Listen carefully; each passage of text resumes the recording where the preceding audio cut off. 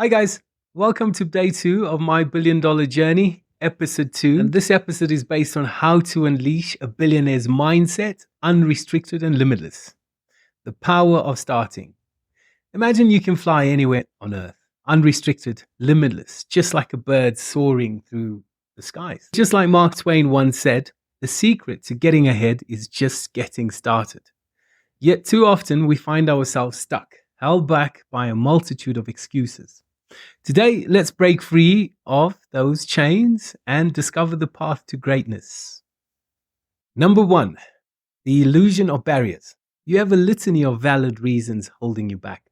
A job, financial constraints, family ties, limited language skills, or a lack of experience. However, these reasons, while real, should not define your life's trajectory. Understand that the only thing truly holding you back is your hesitation to take the first steps. It may take months, even years, to put yourself into the position to be able to try whatever it is. But start today. Take action. Start the process. Start learning what you need to learn. Start to eat healthier. Start to sleep slightly earlier. Start to exercise a bit. Take walks. This will give you the energy to start to do the work that you need to do in your free hours after you've done your daily responsibilities. So just start and just take action. And momentum will do the rest. I promise you that. Number 2, defeating fear and embracing change. It's natural to feel apprehensive when considering the unknown. But if you want to build something remarkable, you must step beyond your comfort zone. You need to decide. You need to ignore that nagging voice of doubt. Take action. As Hannibal once said, find a way to win or make one. If you have to carve through rock to do it, because humans before you have done it. So that's a simple truth. Everything else is the weak voice in our heads, in our minds, holding us back, keeping us comfortable, lesser versions of ourselves. So I ask you, why doesn't the bird fly anywhere it wants to go? Because that's all it's known, because that's what's safe, because that's what's comfortable, and because it's an animal. What do you want to be? Who do you want to be? If this isn't the life you want to live, do something about it.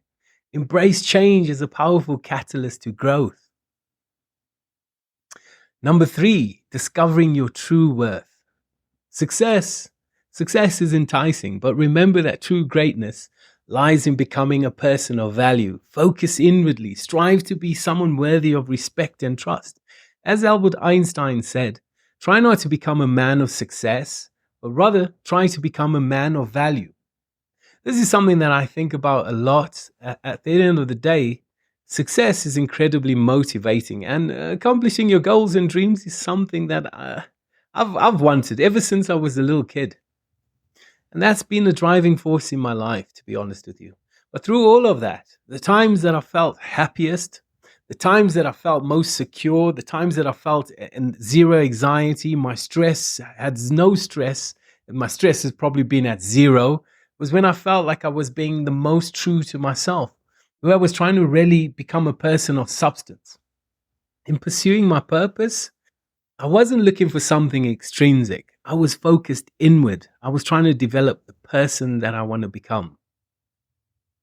Number 4, building character and resilience. Greatness is not achieved overnight. It requires time, dedication, and the willingness to accept your weaknesses.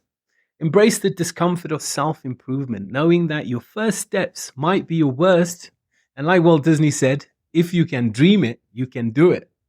And many watching will say, that's rubbish. That's rubbish, Marcus. There are limits to what we can do. I get that response. I understand it. Sometimes we are blinded by fear, and other times we're just justifying a limited existence, refusing to accept that we could be doing more. So many will laugh at the quotes like that, thinking about the limits, all the things that prove Walt Disney wrong. And many will argue for their limitations. Guess what, guys? Those limitations become yours. Congratulations. You now get to live in the box. You get to live in that self-defined prison. But if, like Teddy Roosevelt said, instead of that, you keep your eyes on the stars and your feet on the ground, and you don't act like somebody who can't see that, sure, there are limits. There are edges to the universe, but you're looking not at that. You're looking at how can I really execute? you're dreaming big. You're remembering that your feet ultimately is that contact point. It's where the rubber meets the road. It's where that moment of doing, that's the moment of action. That's the moment of doing something about it. That's the moment of seeing the possibilities, that moving, doing something, making it real, make it real. And number 5, courage to pursue greatness. Henry Cartier-Bresson said, your first 1,000 photographs are your worst.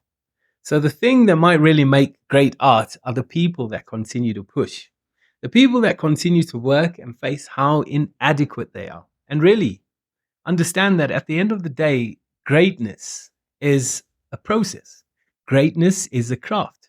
Greatness is a habit. Greatness is the little things that you do every day, over time, going out every day, unafraid of whether or not this is one of those 10,000 terrible photographs. And as Mary Radmacher said, courage doesn't always roar.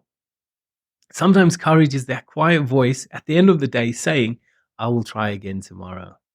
Embrace the process. Embrace the process, knowing that it will be challenging and it will be demanding, but it's where your true growth lies. Number 6, the power of obsession and persistence. To achieve greatness, one must become committed and maybe even to the point of being obsessed with your goals. It must become a burning desire. Only then will you be able to feed your passion like a relentless fire, seeking mastery, seeking improvement. Remember that mastery demands all of a person, as Naval Ravikant stated. We first have to get rid of all of that ego before we can really find greatness. The people that we remember are the people who have courage to show up every day, to take another swing, to take another photo, to do another task. Do something that scares you. And do these little things over and over and over until you win. Greatness is the most demanding mistress we're ever going to encounter. And I understand the advice that I'm giving is not for everyone. Most people should probably turn this off. And if you're going to stick with me, if you're going to listen to what I have to say, it's because you want something tremendous in your life. Number 7, embrace the impossible. Don't shy away from the impossible. Push the boundaries and face the fear of failure. As Albert Einstein said, only one who devotes himself wholly to the cause can be a true master. Mastery demands all of a person. If you want to be great, will you hold yourself accountable to the metrics? Will you look at the world and say, am I actually making change? Are you prepared to hold yourself to that standard? Because if you are, there's nothing that you can't do. If you're willing to take that responsibility on and transform yourself as a human being to getting great, if you feed it like you feed a beast, if you're going to feed it skills, you've got to get better every day. You've got to constantly wake up. You've got to constantly wake up and understand exactly what it is you're building, leading towards that, building towards it with a relentlessness that other people can only see madness in what you do. And if you push yourself to that level, then the world will certainly bend to your will. Number 8, choose resilience over resignation. When life breaks you, decide whether to become stronger or weaker in that broken place. Embrace the practice of self-love, appreciate yourself, and even when it feels unnatural, and know that putting in that work to love yourself and to thank the past you for getting you this far is vital for personal growth. The great news is that the best thing you can do to become stronger is to love yourself.